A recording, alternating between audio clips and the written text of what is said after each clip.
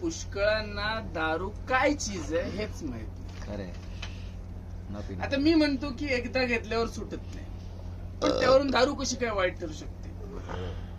आता तुम्ही विश्वविद्यालयाचे पदवीधर समजा, मग 4 दिवस परीक्षा देऊन एकदाच पदवी मिळवता आणि ती जन्माची चिकटते खरी, म्हणून पदवी घ्यायचं वाईट आहे का.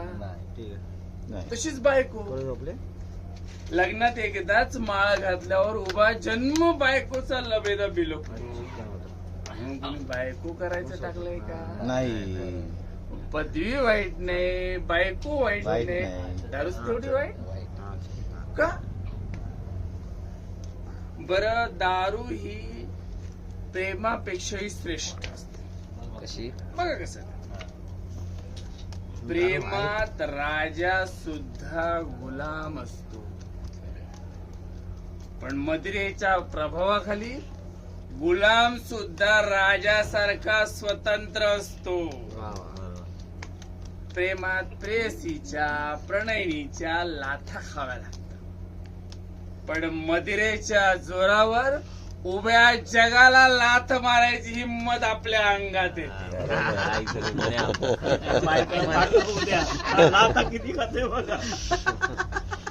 मदिरा ही नीतिमत्तेला पोषक असते.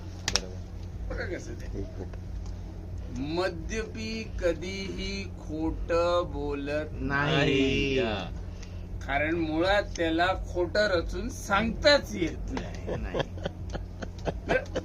मद्यपी कुणाच्या मागे चहाडी करणार नाही, कारण मागे कोण काय बोलतंय हे त्यालाच आठवत नाही. कसा करेल चाडी.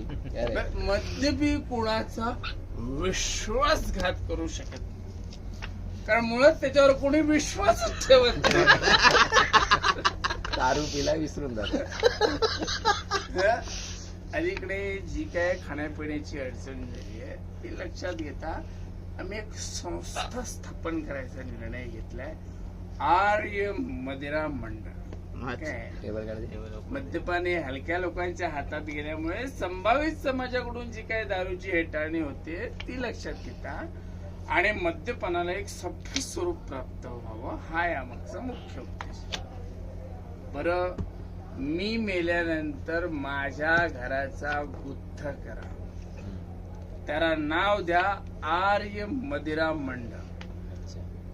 तो रात्रंदिवस चालू ठेवण्यासाठी सरकार दरबारी खटपट करा आणि परवानगी मिळवा, म्हणजे अडल्या नडल्यांची गैरसोय होणार नाही.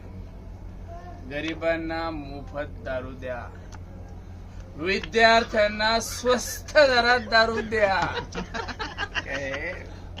खरी भिस्ते या तरुण पिढीवर आहे. बरं, मी मेल्यानंतर माझ्या तोंडात गंगोदक सोडू नका, तुळशी पत्र ठेवू नका, त्याऐवजी दारूच्या बाटलीचं बुच ठेवा, म्हणजे प्राण जाताना ठसक्या जरी लागला तरी तोंडातली दारू सांडणार. बरं, येतो आम्ही. नमस्कार.